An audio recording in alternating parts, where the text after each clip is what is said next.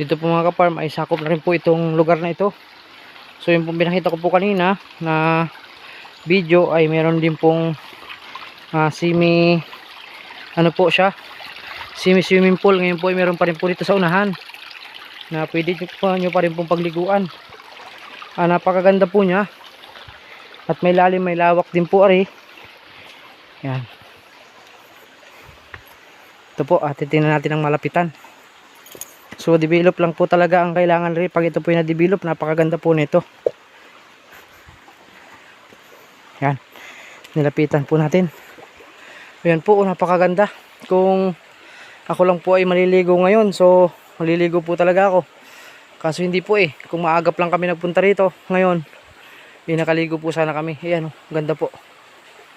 Yan, pwede po lagyan ng mga cottage dyan sa lugar na yan. Pwede po dyan lagyan ng cottage.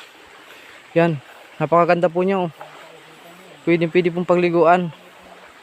Ito po hindi gaanong nalalabo kasi ano po siya, may buhangin din po siya at saka bato-bato.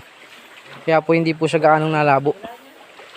Napakaganda, grabe. Ayan po. Yan po siya. Napakaganda rin po ng pababa niya. Ayan. Malinis. Yan.